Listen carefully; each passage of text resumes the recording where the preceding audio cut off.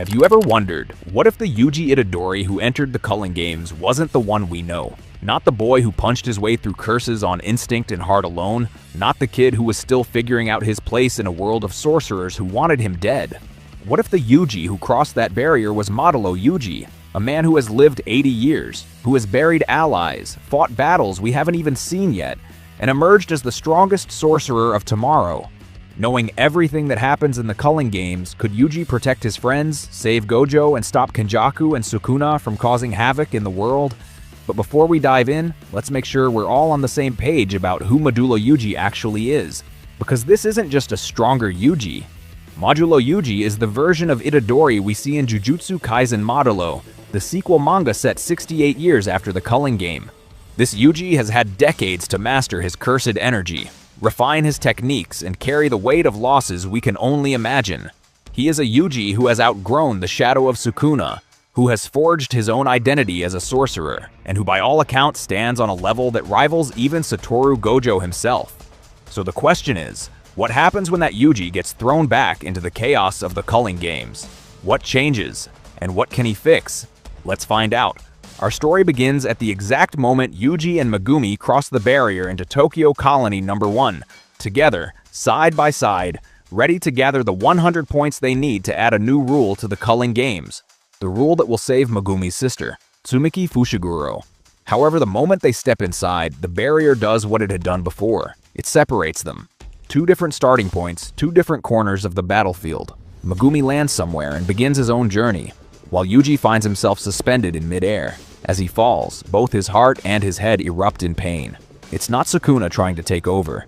It's something else entirely, something deeper, something that feels like time itself cracking open. 80 years of memories slam into him all at once. Every fight, every loss, every technique he's spent decades mastering, every face he's had to watch disappear. His body changes, his power grows. When Yuji opens his eyes, he knows exactly where he is. The colony. Right? He thinks quietly. No panic, no confusion. He already knows what's coming. A familiar figure cuts through the air towards him at supersonic speed. It is Hanyu, a hunter of new players that are caught by surprise when entering the barrier. Yuji doesn't flinch. He remembers how weak she was. Using the momentum from the impact, he vaults himself onto a nearby rooftop. Before she can recalibrate, he lets a single drop of his poisoned blood make contact. That's it. Hanyu is done. Just like before, her defeat draws out Haba, the helicopter guy, and Yuji, rather than dragging this out, simply meets him head-on. One black flash, a direct hit to the skull that knocks him out for good. With these two out of the way and his feet on the ground, Yuji moves on to his next objective, defeating anyone or anything that gets in his way without breaking a sweat. Yuji arrives at the location where Hiromi Higuruma, a disillusioned lawyer who lost faith in a broken justice system, bathes with his clothes still on his body. Yuji has fought him before. Caught in his domain expansion, he was found guilty for Sukuna's crimes, only living because Higuruma saw innocence in him. This time plays out differently. Yuji walks towards him with that kind of confidence that only comes from genuinely not being afraid of anything in the room. Hands in his pockets. Hood up, almost casual. He tries to reason with him first. He appeals to his sense of justice, tries to tell him there's a bigger picture here, a way to use those 100 points for something that actually matters. But Higuruma isn't ready to hear it. Not yet. So the domain expands. The courtroom materializes. The trial begins. And Yuji, knowing exactly what's coming, lets it play out. He could disrupt it. He absolutely could. But instead, he allows the verdict to fall against him, allows his curse technique to be sealed. And then he looks across the courtroom at Higuruma as if to say, now it's just the two of us. What follows isn't really a fight. It's a demonstration. Without a single cursed technique, using nothing but his body, his speed, and the raw cursed energy flooding through his reinforced muscles, Yuji is simply on a completely different level. Higuruma is a powerful sorcerer, one of the strongest players in the games, and he still can't touch Yuji. The lawyer, sharp as he is, knows when he's been outclassed. He concedes. Accepting his defeat, Higuruma decides to once again listen to what Yuji has to say. Yuji pulls a chair and sits with him, something that proves no matter how many years have passed, the heart of this character hasn't changed. He confronts him about the weight he's been carrying, about the guilt and the grief, about what justice actually means when the system that defines it is already rotten. Higuruma listens, and in the end uses his 100 points to create the point transfer rule. Not to save Tsumiki, but every sorcerer that doesn't want to fight to survive. One problem solved. And Yuji has barely broken a sweat. If you're enjoying this video so far and want more JJK videos like this, make sure you've hit that subscribe button and turned on notifications. It helps this channel more than you know. Now back to the video. In the original story, the Culling Games arc is defined by how scattered and reactive the heroes are. Everyone is running separate missions, barely keeping ahead of disaster. The weight of Gojo's absence crushes the entire operation. They're playing defensive in a game built to destroy them. But this time Yuji is stronger, wiser. He already knows the full map. He knows where every dangerous player is. He knows what Kenjaku is planning. He knows what Sukuna is going to do, and he knows exactly which dominoes need to fall and in what order.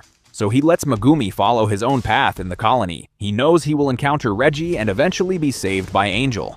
He doesn't have to worry about him. And so Yuji can move on to the next part of his plan, to defeat all the reincarnated sorcerers. But for that, he needs Yuta's help. Moving with surgical precision through the rest of the Culling Games landscape, he ends up at the colony deadlock right at the exact moment Yuta breaks it by killing Druv. With his biggest counter dead, the special grade curse Kururushi comes out of hiding and attacks Yuta with his cockroach army. Yuta unleashes his katana and is ready to fight when he suddenly listens to the word dismantle. In a split second, a slash destroys everything in its way and exorcises the curse. Yuta looks to his side, surprised to find Yuji, taller, stronger, and with a power that reminds him of Satoru Gojo. Although confused, he knows that this isn't a time to make questions. The other two players are coming for them. As he gets ready to fight, Yuji says that he needs Yuta to do a favor for him. He wants him to gather Megumi's sister and Kashimo in the same place. Yuta is confused but trusts him by how calm Yuji is, like if this wasn't the first time he saw the Culling Games unfold. And so Yuta does as he asked him, leaving the other two sorcerers to Yuji. By closing his eyes, he feels where in the colony they are. They are getting closer. He thinks while using conversion. And then he releases 3 simultaneous piercing bloods, one of them exorcising Kururushi's offspring. However, both Ryu and Uro dodged his attack. Now standing before him, the sorceresses shake in fear, thinking that it could be Sukuna standing in front of them. Yuji smiles and tells them to give up before it is too late. But they are too stubborn to listen, and so they open their domain. However, Yuji had already sliced their hands and body before they did the domain sign.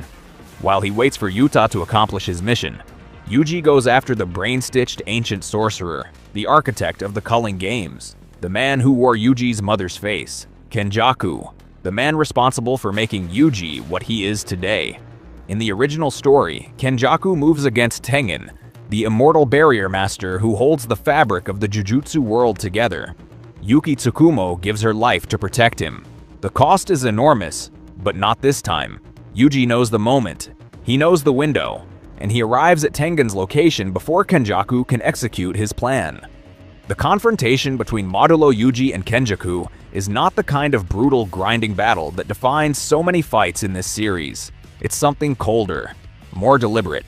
Kenjaku is brilliant, ancient, and adaptable, but he is fighting a Yuji who has had 8 decades to think about this exact moment.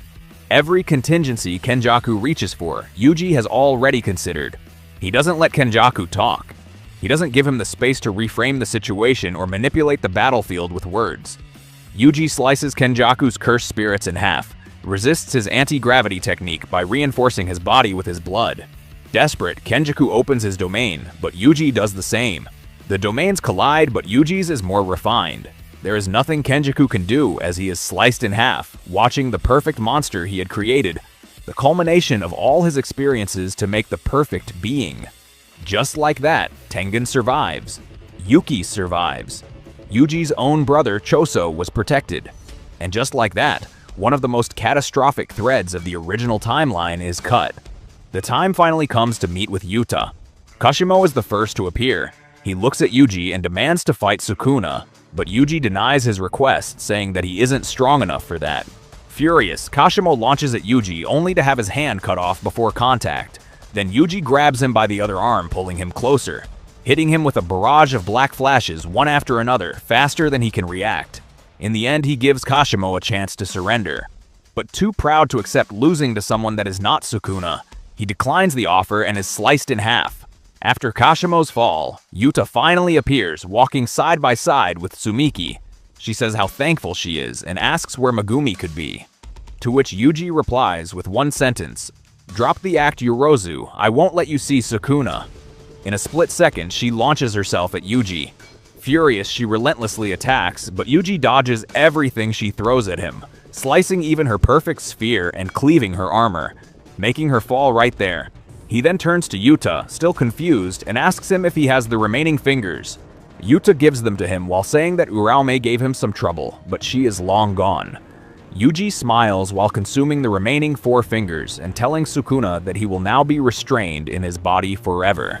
But Sukuna smiles as he still has an ace up his sleeve. Something that no one but him should know about. Reuniting with the others, Yuji gives them the location of the prison realm. And so his students, with Angel's help, move on to free Satoru Gojo back into the world. All of them except Yuji and Megumi. Yuji had told everyone that there is something he must tell him. They believed that it was about his sister's death. However, Yuji is just waiting for Sukuna to fall for the trap. Believing that only he knows about the vow, Sukuna says the words "in chain," taking over Yuji and feeding one of Yuji's fingers to Megumi, taking control of his body. Sukuna laughs, low and satisfied. He fills Megumi's lungs with arrogance, straightens the boy's spine, and tilts his face toward the sky. For a moment, the world is quiet. Then Yuji hits him so hard reality cracks. A black flash mixed with a soul cleave delivered directly to the gut, and the connection between Sukuna and Megumi shudders like a bridge with too much weight on it. Sukuna staggers. He hasn't staggered in a very long time. He looks at Yuji, and for the first time in centuries, something sharpens behind his eyes. Not fear, but recognition. The recognition of someone who has finally met their equal, but only one can be the strongest. He decides that Yuji Itadori has to die. Sukuna shifts into his true form. 4 arms, 2 mouths, and 4 eyes.